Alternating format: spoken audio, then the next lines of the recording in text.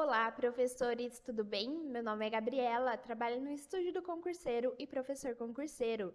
Vim aqui avisar vocês que o nosso aulão ali para Canelinha já vai iniciar, mas antes eu vim passar algumas informações do nosso curso preparatório.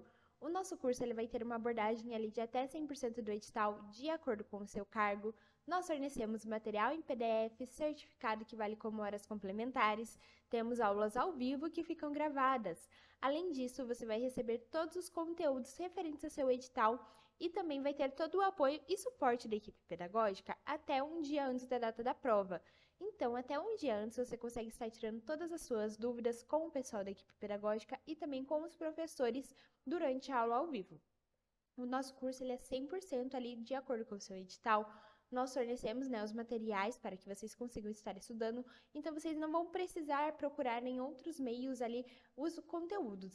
Nós vamos liberar todos os conteúdos referentes ao seu edital. Bom, gente, sem mais delongas, eu vou deixar vocês agora com o professor. Eu espero que vocês gostem. Daqui a pouquinho eu volto para passar um pouquinho mais de informações do curso, tá bom? Muito obrigada por terem me assistido até aqui e tenham uma boa aula. Tchau, tchau, pessoal! Olá, professores, boa noite, tudo bem? Estão conseguindo me ouvir? Boa noite, boa noite. Só verificar aqui o que vocês mandaram.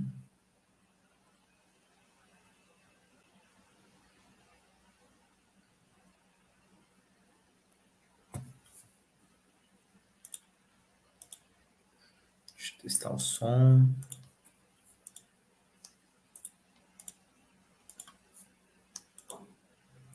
Opa.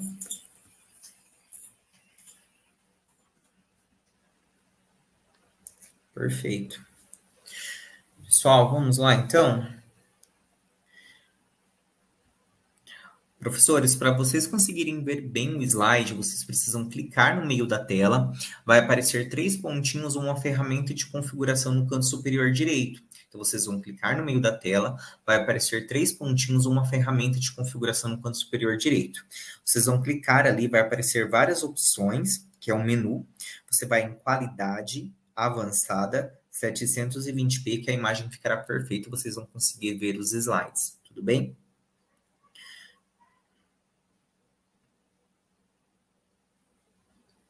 Então, vamos lá? Pessoal, para quem não me conhece, eu me chamo Raina Trentin, eu sou professor e advogado, moro aqui no Paraná, em Curitiba, sou professor de concurso público há mais de 4 anos, né? Já tive ali mais de 6 mil alunos ali pelo Brasil e mais de 400 alunos hoje com cursos ativos aí, se preparando, né? Entre esses 400 e poucos alunos que nós temos hoje, mais de 380 são professores. Então, realmente, a gente tem muitos professores se preparando conosco, tá? Então, eu me chamo Raina Trentin, sou professor e advogado, possuo mestrado em Direito Internacional pela Católica de Santos, a Unisantos, possuo pós-graduação pela USP em Gestão Escolar e Direito Educacional, e minha formação é Direito e Pedagogia pela Universidade Paranaense. Esse é o contato do curso, caso vocês queiram entrar em contato. Nós vamos ter curso preparatório para o seu município. Hoje nós temos ali mais de 49 cidades com cursos ativos, né? Então, assim, a gente está atendendo a nível Brasil. Nós atendemos 100% do seu edital. Ah, professor, no meu edital tem legislação municipal, tem história do município. Vocês abarcam isso também dentro do curso, porque muitas vezes a gente sente dificuldade até de achar o material. Sim, nós temos um professor que ministra aula de lei orgânica, Estatuto do Servidor Público, as legislações municipais, entre outras legislações esparsas, caso conste no seu edital, e também história do município, nós temos ali toda uma parte de história do município, entre outras questões. Tudo bem? Pessoal, então vamos lá. Hoje nós vamos falar de conhecimentos pedagógicos, fundamentos educacionais, tendo em vista o edital de vocês. Tudo bem? Vamos lá, então? Pessoal, o embasamento legal da educação nacional. Esse fundamento, ele está previsto na Constituição Federal, ele se repete no Estatuto da Criança e do Adolescente, na Lei de Diretriz e Base da Educação Nacional. Se vocês pegarem a Constituição do Estado de vocês, vai estar lá, porque é o fundamento, e também na Lei Orgânica do município de vocês. Olha só, a educação, é um direito de todos, dever do Estado e da família. Então, o Estado vai ter a obrigação de fazer essa execução do processo educacional. Vocês têm que lembrar que hoje nós temos a educação básica consagrada na nossa Constituição Federal, porém, a parte que é obrigatória dessa educação básica não é ela toda, né? Então, a educação, nós temos como educação básica hoje a educação infantil, o ensino fundamental e o ensino médio, mas não é toda a educação básica que é obrigatória, só uma quase toda, né? O que seria obrigatório da educação básica? A pré-escola, o ensino fundamental de 9 anos e o ensino médio, porque a creche, que é de 0 a 3, não é universalizado ainda. Nós temos fila de espera e os pais também têm ali, eles podem escolher se vão matricular seus filhos ou não na creche. Já a pré-escola, com 4 anos, né? Quando a criança completa 4 anos, é obrigatória a matrícula dessa criança na pré-escola. Daí, então, se é obrigatório, inicia-se a etapa de escolarização obrigatória, que seria dos 4 aos 17 anos, que vai abranger pré-escola, ensino fundamental de 9 anos e ensino médio. Então, o Estado tem a obrigação, tem o dever de oferecer esse processo educacional, principalmente ali na educação, na etapa obrigatória. E a família tem a responsabilidade não só de matricular seus filhos e enviar seus filhos para a escola. A família também tem a obrigação de acompanhar o processo, o percurso pedagógico, auxiliar ali os professores, a escola, a equipe pedagógica, em tudo que for necessário para a educação dos seus filhos e também participar do processo decisório da escola nos mecanismos da gestão democrática, que a escola pública tem esse compromisso com a gestão democrática. Tá? Então, a educação é um direito de todos, dever do Estado e da família, será promovida e incentivada com a colaboração da sociedade. Agora eu pergunto para vocês, qual seria o papel da sociedade frente a esses desafios da escola moderna? Olha só, a sociedade vai ter obrigações também, entre elas, principalmente fazer denúncias, formular denúncias, a parte de fiscalização. Ou seja, tem uma criança lá com 8 anos que nunca frequentou a escola e alguém do povo verifica essa situação. Tem que entrar em contato com o Conselho Tutelar, com o Ministério Público, para que essa criança tenha acesso ao processo educacional, porque pode acontecer dessa criança os pais não matricularem e o Estado acabar não localizando que essa criança não está matriculada em nenhuma escola. Tá? E essa educação moderna, pessoal, visa o pleno desenvolvimento da pessoa, seu preparo para o exercício da cidadania e qualificação para o trabalho. E você pode pensar assim, tá, então essa educação moderna tem um compromisso com o desenvolvimento global do sujeito? Tem. Mas sempre era assim? Não. Hoje nós estamos em uma pedagogia histórico-crítica ou crítico-social dos conteúdos, onde nós queremos e nós buscamos esse desenvolvimento global do sujeito. Então, dizer que hoje nós estamos em uma pedagogia histórico-crítica quer dizer que nós olhamos para o contexto pedagógico, o contexto educacional que já se passou e verificamos o que faz sentido e trazemos para a atualidade. O que faz sentido, trazemos para a atualidade. Então, a gente verifica, por exemplo, que lá nós temos o primeiro marco na pedagogia tradicional, lá em 1549, com a chegada dos jesuítas no Brasil, foi nosso primeiro marco educacional, 1549, com a chegada dos jesuítas.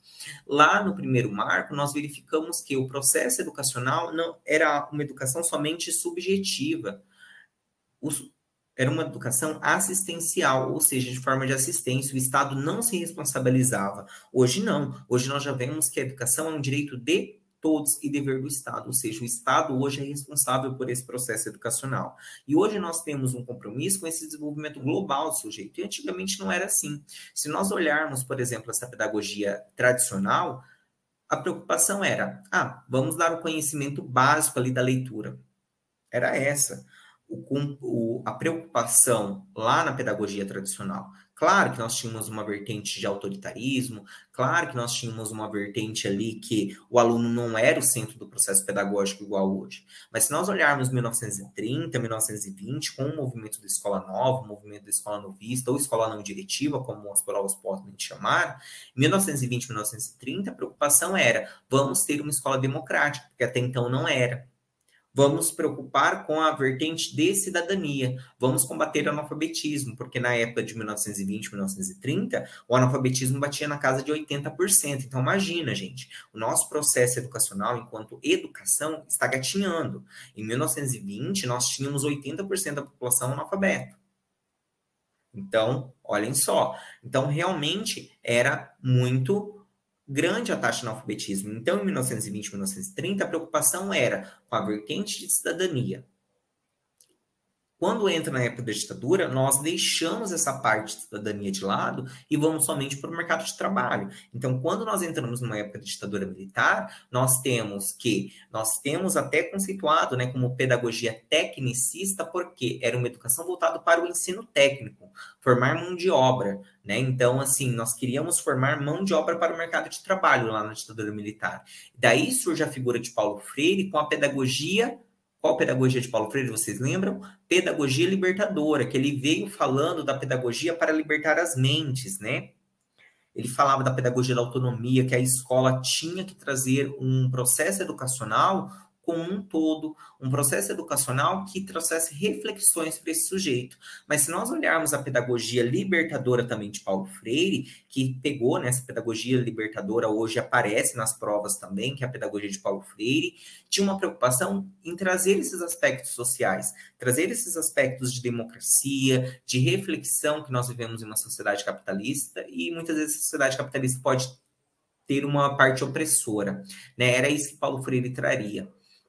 Mas não havia uma preocupação nessas épocas, né, nesses contextos, com o desenvolvimento global do sujeito. Então, por isso que nós falamos que hoje nós estamos em uma pedagogia histórico-crítica, porque nós olhamos criticamente a história da educação, nós pegamos esses conteúdos e verificamos, tá, o que é importante, o que é significativo, porque nós não vamos falar assim, vamos começar do zero em 1988 com a Constituição Federal. Não, nós falamos assim, tá, há uma história educacional, nós verificamos que certos momentos a educação focou, deu mais ênfase em algum aspecto, só que a gente tem que olhar a educação em sua globalidade. Então, de que forma que nós vamos fazer esse processo educacional? Então, foi isso que trouxe em 1988 e com a vinda dessa pedagogia histórico-crítica ou crítica social dos conteúdos, que é a mesma coisa, tá? A prova não pode diferenciar para vocês. Seria isso. Esse aspecto do desenvolvimento integral, essa preocupação dessa pedagogia do acolhimento, essa pedagogia do afeto, onde nós não queremos deixar ninguém para trás no processo educacional, todos os sujeitos se importam dentro desse processo, onde nós vamos ter que realmente nos preocupar com todos. Então, nós vamos ter a pedagogia do acolhimento, a pedagogia do afeto, com a preocupação desse desenvolvimento integral. Não é focar no mercado de trabalho, não é só focar no aspecto social, e sim nesse desenvolvimento global do sujeito, tá? Para isso aconteça, nós vamos ter a educação básica. A educação básica traduz o básico para o sujeito viver com dignidade. Entende que sem esse básico, o sujeito não consegue nem ter nem o básico da sociedade. Então, ele não consegue estar inserido no mercado de trabalho e muito menos usufruir dos bens disponíveis na sociedade.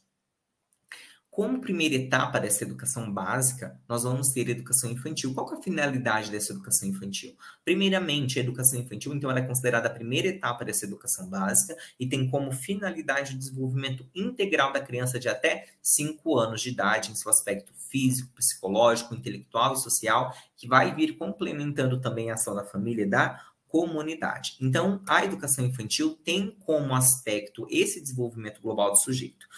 Lembrando que, a nível de ensino, dentro da educação infantil, nós não vamos ter componentes curriculares, nós não temos áreas do conhecimento. Então, como que essa criança aprende dentro do ensino da educação infantil? Porque nós sabemos que dentro da educação infantil, o sujeito, ele se desenvolve, tem um cunho pedagógico, né? Claro, tem um cunho pedagógico, não tem apenas brincadeiras no sentido descontextualizados com o desenvolvimento. Não, nós tem uma intencionalidade educativa dentro da educação infantil. Então, os eixos estruturantes da educação infantil são as interações e as brincadeiras, que têm como objetivo que o sujeito desenvolva sua identidade e autonomia por várias frentes. Então, nós temos, por exemplo, o eu, o outro, o nós. Por quê? A criança, no início da sua pequenidade, ela vai se reconhecer primeiro o eu, ou seja, enquanto sujeito, depois ela reconhece que há um outro, que tem sentimentos, desejos, pensamentos, emoções, e ela precisa se relacionar com esse outro na creche, na pré-escola, e nesse convívio com o outro, ela entende que tem que compartilhar brinquedos, objetos, porque a criança, quando ela tem 3, 4 anos,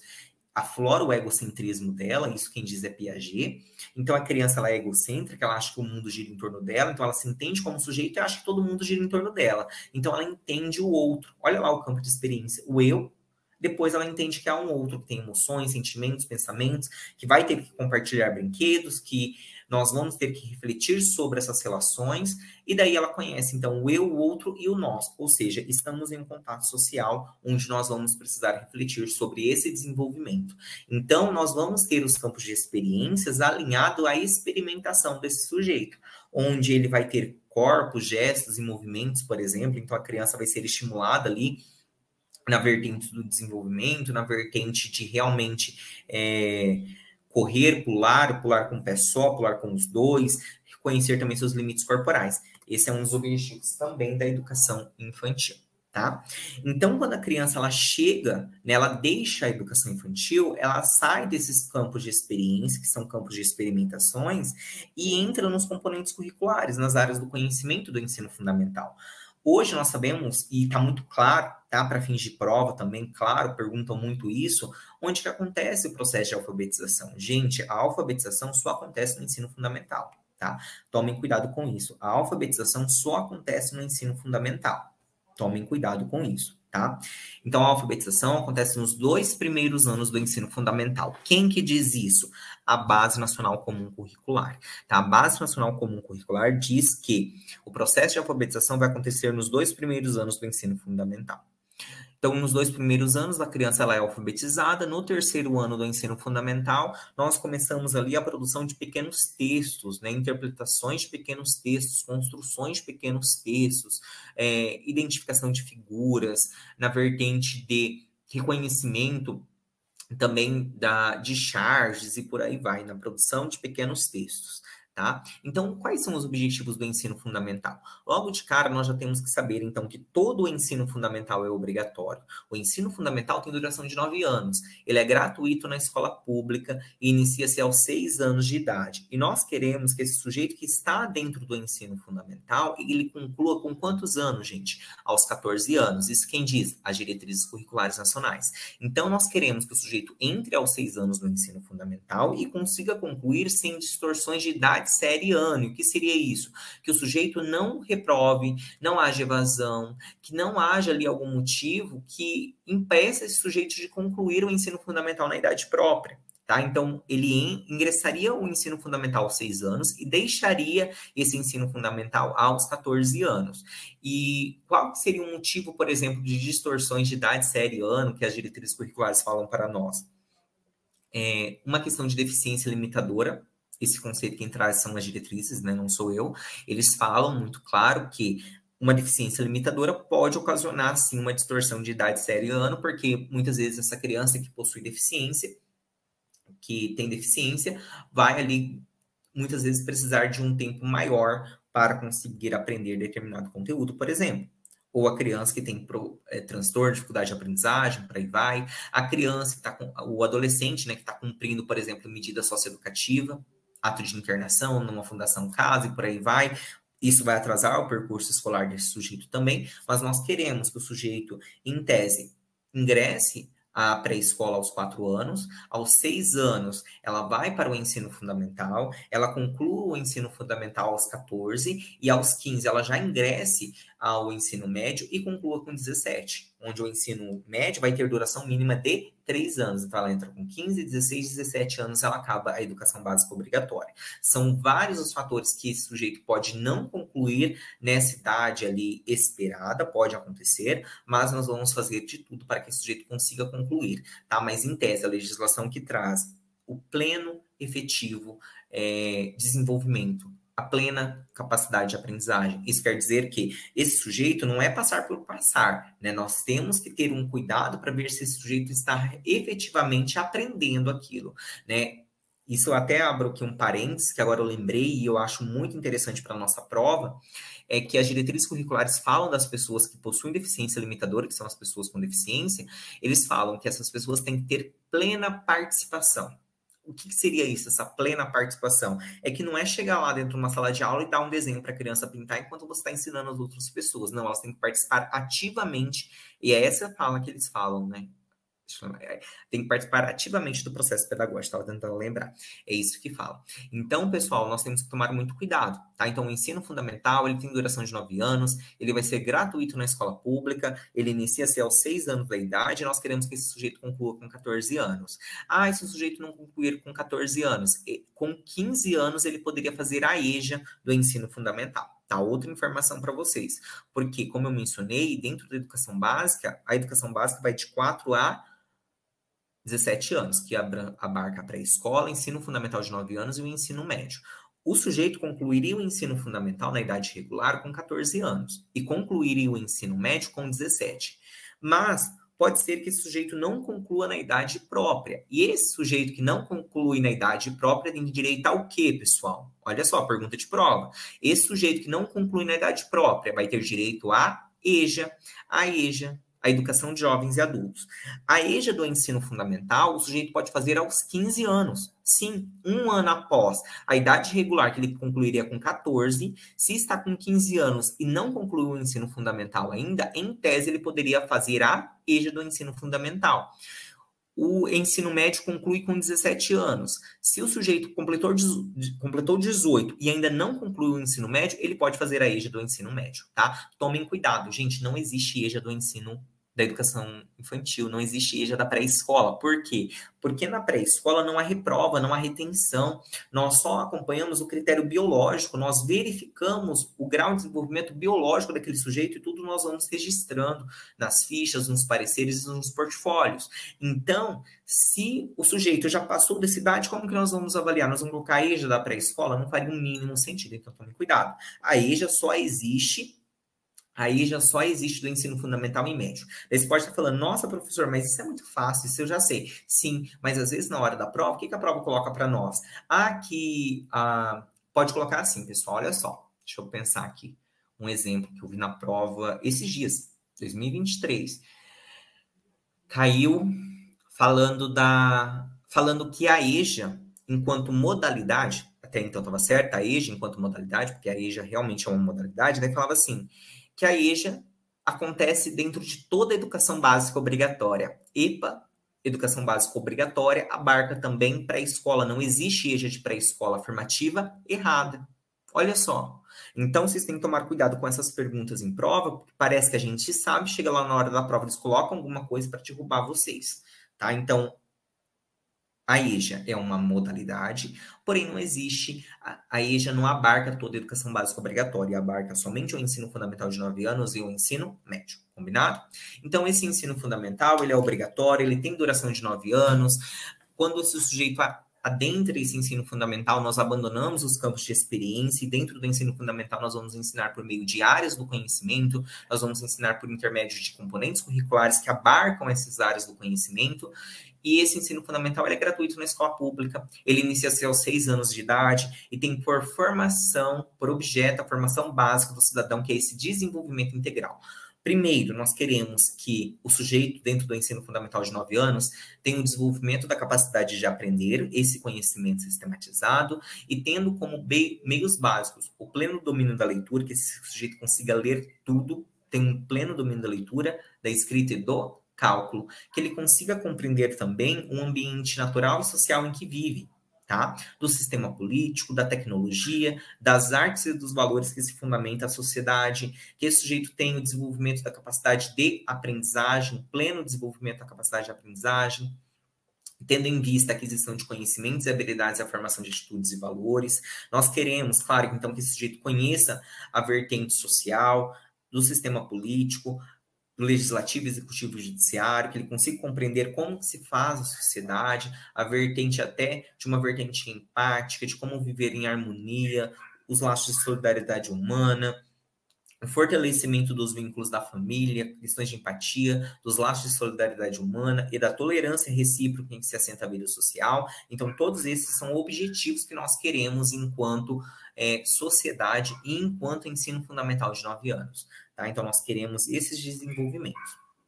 Se tratando de base nacional comum curricular, o que eu tenho para falar para vocês da vertente de currículo e base nacional comum curricular? Primeira afirmação que pode vir na prova e nós temos que tomar cuidado. Olha só, pode falar na prova para nós que a BNCC é o currículo. Não é. Mentira. Se perguntar na prova, a Base Nacional Comum Curricular é o currículo? Não é. Errado. Se tiver uma afirmativa falando que é, não marque, porque é errado. A Base Nacional Comum Curricular, o que é? É uma referência nacional. Traz a BNCC, que é a Base Nacional Comum Curricular, não é o currículo. Ela traz conteúdos e aprendizagens essenciais que todos os alunos têm que aprender dentro da educação básica. Ela não é o currículo, ela é uma referência para a criação dos currículos. Ela traz subsídios. A BNCC é normativo, ela traz essas aprendizagens essenciais. Ela vem no sentido de criar políticas públicas para superar a fragmentação curricular e para superar a fragmentação curricular e vem num viés de política pública, no sentido de dar condições para todos os municípios e estados, por mais pequeno, não importa a capacidade de recurso, que ele já tenha um currículo estruturado para que todos os sujeitos aprendam de forma básica, no sentido de aprendizagens essenciais. Lembrando que essa BNCC tem uma parte que nós chamamos de que vem já na base, expondo o que tem que fazer. Então, por exemplo, na educação infantil. Paloma, pessoal, falaram que a imagem está ruim. Para a imagem melhorar, é importante que todos vocês façam isso, tá? Cliquem no meio da tela, vai aparecer 3 pontinhos ou uma ferramenta de configuração no canto superior direito. Todos façam isso, pessoal, porque, professor, tá dando para ver. Sim, tá dando para ver, mas quando você faz isso, melhora a qualidade.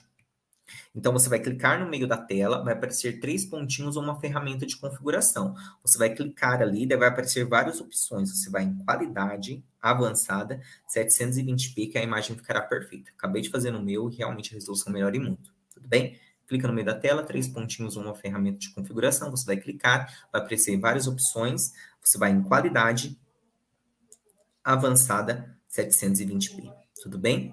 Então, assim, pessoal, quando a gente pensa em Base Nacional Comum Curricular, ela traz esses subsídios para a criação dos currículos. Então, a BNCC não é o currículo, ela traz subsídios para a criação desses currículos, tá?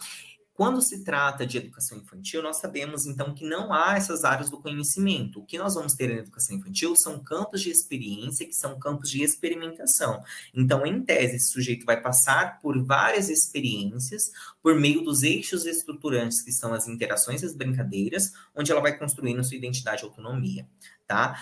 Dentro da educação infantil e dentro de toda a educação básica, nós vamos ter a indissociabilidade entre o educar e o cuidar. Tá? Então, o cuidar e o educar são, dentro de toda a educação básica, nós temos que ter essa preocupação do cuidar e do educar, tá? Porque não somente na educação infantil, mas em toda a educação básica. Porque se não fosse assim, eu costumo falar, né? Se não fosse assim, nós não estaríamos preocupados com aquele adolescente que mata a aula. Nós temos que ligar para o conselho, nós temos que ligar para os pais, nós temos que ir atrás desse aluno, porque esse aluno vai estar na escola. Então, nós temos uma preocupação. E nós vamos ter uma preocupação também com o desenvolvimento global do sujeito, porque nós já vimos que a educação infantil tem essa preocupação, assim como toda a educação básica, tá? Então, na educação infantil, nós vamos ter os direitos de aprendizagem e desenvolvimento, esses direitos de aprendizagem que estão estruturados dentro da BNCC está somente para a educação infantil, nós já vamos falar sobre eles, porque dispõe ali dentro da base, e nós vamos ter também os campos de experiência, tá? Olha só, quais são os direitos de aprendizagem segundo a Base Nacional Comum Curricular? Então, segundo a Base Nacional Comum Curricular, nós vamos ter esses 6 direitos de aprendizagem, que são conviver, brincar, participar, explorar, expressar e conhecer-se. São esses 6 direitos de aprendizagem. Vocês têm que saber isso para a prova, porque se perguntar quais são os 6 direitos de aprendizagem, eles vão colocar coisas absurdas ali para confundir vocês. E vão ser esses 6, que são conviver, brincar, participar, explorar, expressar e conhecer-se. Então, como eu mencionei, dentro da educação infantil, nós não vamos ter as áreas do conhecimento, nós não vamos ter componentes curriculares. Os sujeitos vão aprender por meio dos eixos estruturantes, que são as interações e as brincadeiras, onde vai permear todos os campos de experiência. Então, a primeira experiência, o eu, o outro, o nós. O segundo campo, corpos, gestos e movimentos. Terceiro, escuta, fala, pensamento e imaginação. Todos os anos, pessoal, as crianças vão perpassar todos esses campos de experiência. Então, por exemplo, em uma semana ela pode participar de si, eu, outro, nós. Cada estabelecimento de ensino vai dispor de alguma forma, mas seria basicamente isso. Então, não adianta vocês pensarem assim, são 5 anos. São 5 anos. cada ano vai ficar em um campo de experiência. Então, tipo, só num ano vai ficar no eu, o outro, nós. Daí no outro seria corpo, gesto e movimento. Não é assim. Nos 5 anos, tá? Para quem nunca trabalhou em educação infantil e tudo mais, não é um ano de cada campo de experiência, tá? Todo ano vão ter esses 5 campos de experiência para trabalhar, porque nós vamos trabalhar de forma progressiva, contínua. O currículo ele é processual, isso quer dizer que nós não vamos trabalhar em um ano, pronto, eu, outro, nós. Só eu, outro, nós. E acabou. Não. Nós vamos trabalhar todo ano esses 5 campos de experiência dentro da educação infantil, que é o eu, o outro, o nós, corpo, gestos e movimentos, escuta, fala, pensamento e imaginação, traços, sons, cores e formas, espaços, tempos, quantidades, relações e transformações. Esses são os campos de experiência, tá? Então, esses campos de experiência são dentro da educação infantil. Quando o sujeito entra no ensino fundamental, o que vai acontecer? Nós abandonamos, então, esses campos de experiência e o sujeito vão ser incluídos nas áreas do conhecimento, né? Vão entrar ali nas áreas do conhecimento e nos componentes curriculares, onde nós vamos ter essas áreas do conhecimento que eu vou falar aqui para vocês. Tomem cuidado, porque a prova pode colocar para nós, e está colocando agora em 2023, já vi umas 3 bancas colocando isso agora em 2023, então isso é muito importante, falando que o ensino religioso, olha só, a pegadinha, falando que o ensino religioso para nós, o ensino religioso é uma área do conhecimento. Gente, olha aí a estrutura da BNCC. O ensino religioso não é uma área do conhecimento dentro, na verdade, o ensino religioso não é uma área do conhecimento dentro de linguagem e ciências humanas. O ensino religioso é uma área do conhecimento própria.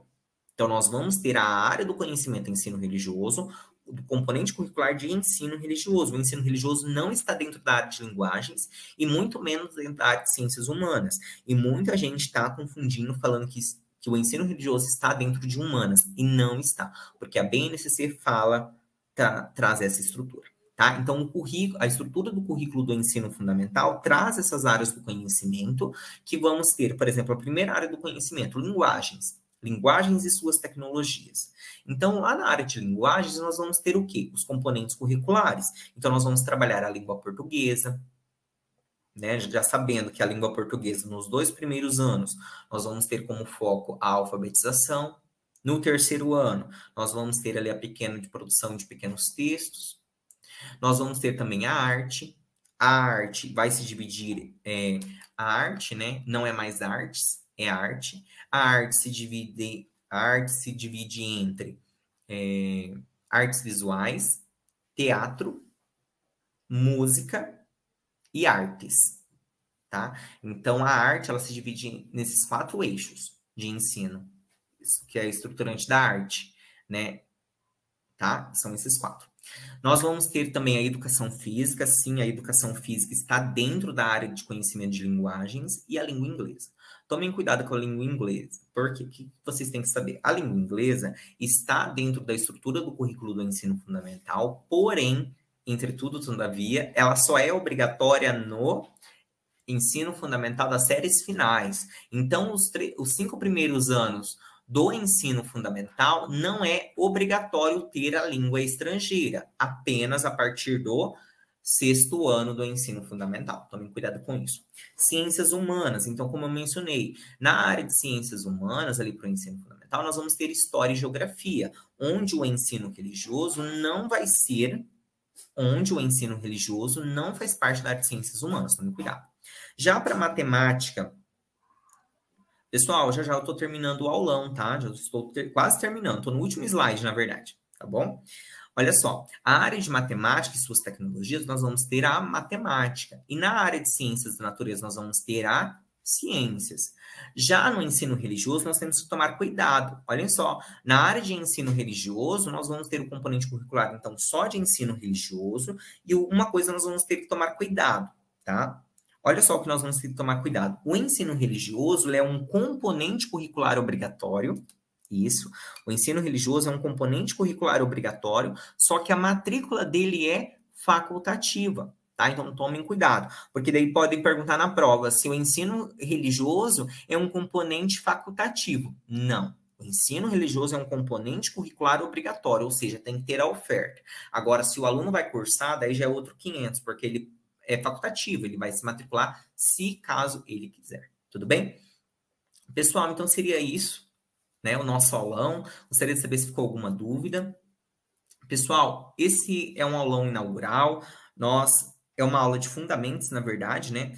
Porque é o básico.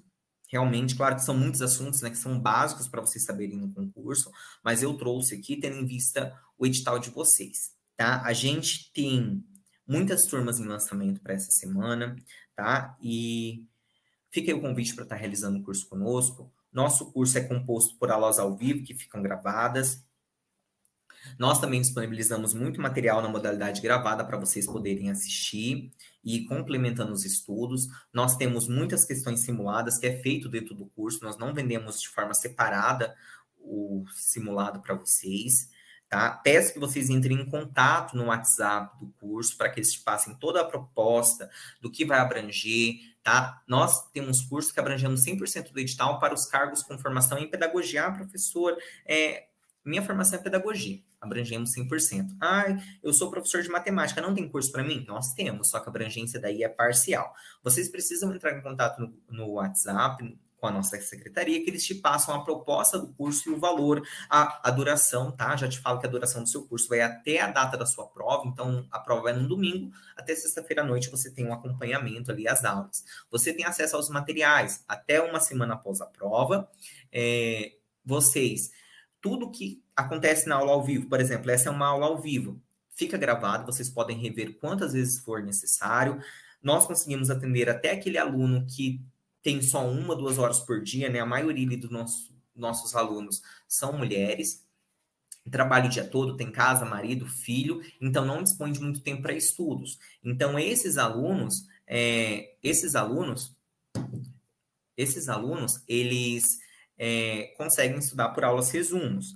Assim como se, professora, eu estou desempregada esse ano, não estou na escola, eu tenho disposição ali para estudar 4, 5 horas por dia. O curso vai conseguir me dar o suporte nesse sentido? Vai, porque nós temos muitas aulas que nós liberamos na modalidade gravada. Por que isso? Nós temos um banco de aulas, né? Então, quando vocês entram no curso, nós já conseguimos liberar ali 60%, 70% do seu edital, para vocês já conseguirem ir vendo. As nossas aulas ao vivo são resumidas, então você consegue assistir somente pela aula ao vivo. Mas você fala assim, não, professor, eu tenho um tempo, eu vou assistir as gravações. Claro, que daí é um modo mais intensificado, mas você vai conseguir no seu tempo. Ou se não, você vai assistir a aula ao vivo. Nós fazemos muitos simulados no curso, né? Aí você identifica, nossa, professor, eu tenho dificuldade em instâncias colegiadas dentro da gestão democrática. Tem aula sobre isso? Tem. Tá lá no Google Sala de Aula. Então eu vou assistir porque eu sei o conceito, mas chega na hora eu fiz algum simulado, nossa, me deu dificuldade nisso aqui, eu vou lá e assisto essa aula. Então também tem essa flexibilidade. Vocês têm suporte com dúvidas, suporte pedagógico, então não é um curso gravado que você não vai ter nenhum suporte. Não, você vai ter um suporte, porque nós vamos estar ali para te auxiliar na sua aprovação. Tudo bem? Pessoal, então seria isso. O nosso curso também não tem um valor muito caro, claro que vocês precisam constar na secretaria. Eu não estou com a proposta da turma de vocês aqui agora, mas no WhatsApp ali, eles te passam, né, a informação com a coordenação do curso ali, com a secretaria, onde eles te passam já a carga horária, o que vai abranger, o que não vai, e já te passam também o preço. Mas o nosso curso hoje está no valor máximo de R$360, e esse valor já é à vista, né, com 20% de desconto, 360, esse é o valor máximo, lembrando, o seu curso pode custar 299, 320, depende da sua proposta, o que vai abranger ali dentro do seu curso. Então, o valor máximo, 360, isso no valor à vista, já aplicado os 20% de desconto, 360. Ou você pode parcelar em 12 vezes de R$ 37,90. Esses são os valores máximos, tá? Aplicados dentro do curso nessa semana promocional. Tá? Pessoal, então fica aí o convite para realizar o curso conosco, nosso curso é de qualidade, vocês têm direito também a muita correção de simulado dentro do curso, então nós não vendemos isso à parte, né, porque muitos cursos às vezes fazem assim, não te dão suporte, joga só gravações, não te dá questões, você não tem auxílio nenhum, e nós já te damos esse suporte. Professor, vocês também podem falar assim, professor, eu tenho dificuldade em determinado conteúdo. Projeto político-pedagógico, regimento escolar. Você pode me explicar ou trazer isso na próxima aula? A gente traz. Então, vocês têm esse contato, né? E vocês podem dispor disso dentro do curso sem pagar nada a mais. Tá bom, pessoal? Fica aí o convite para estar realizando o curso conosco. Nosso curso é de extrema qualidade, tenho certeza que ele vai te auxiliar nesse momento de aprovação, tá bom? Pessoal, espero que vocês tenham gostado, e é isso, e até mais, tá? Quem for adquirir o curso, nos vemos aí na quarta-feira, e na quarta-feira, essa semana, na verdade, né, que precisa verificar ali com a secretaria quando que vai começar, se vai ser essa semana mesmo, mas fica aí o convite, nosso curso ele é completo, espero que vocês tenham gostado do aulão, tá? Quem for adquirir o curso, nos vemos aí no curso VIP, porque eu vou ser o coordenador do curso de vocês, eu sou o professor da disciplina de conhecimentos pedagógicos, e caso não, quem por acaso, Ventura, não for adquirir o curso, fica aí muito obrigado e até as próximas oportunidades, tá bom? Pessoal, é isso, muito obrigado pela participação de todos e boa noite, tá? Tá encerrando a live. Tchau, tchau. E aí, pessoal, tudo bem? Gostaram do aulão? Comenta aqui embaixo, quero saber a opinião de vocês. Bom, gente, eu vim aqui falar o que vocês tanto querem saber, né? Gabi, eu gostei do aulão, gostei ali do que vocês ofereceram ali no início do vídeo, mas eu quero saber o valor. Qual que é o valor desse curso, Gabi? O nosso curso preparatório, ele está saindo ali por 12 vezes de R$ 27,90 ou à vista ali com 20% de desconto por R$ 260.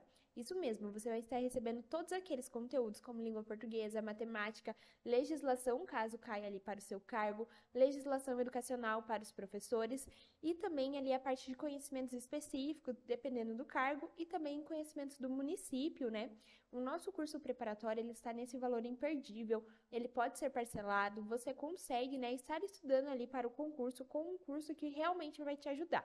Nós oferecemos ali os conteúdos para vocês estudarem, vocês têm o auxílio da equipe pedagógica até um dia antes da data da prova, então até um dia antes você consegue tirar todas as suas dúvidas para ir lá para a prova sem nenhuma dúvida e conseguir realizar a prova com sucesso ali, com maior chance ainda de ter uma aprovação.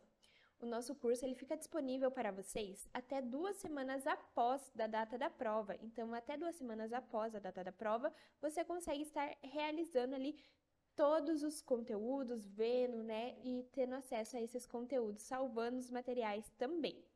Bom, gente, então é isso. Eu espero que vocês tenham gostado. Para vocês saberem um pouco mais do nosso curso preparatório, tudo de acordo com o seu cargo ali, mande mensagem para a gente na secretaria, que vamos estar passando todas as informações certinho para vocês, tá bom? Muito obrigada por terem assistido até aqui e até a próxima. Tchau, tchau!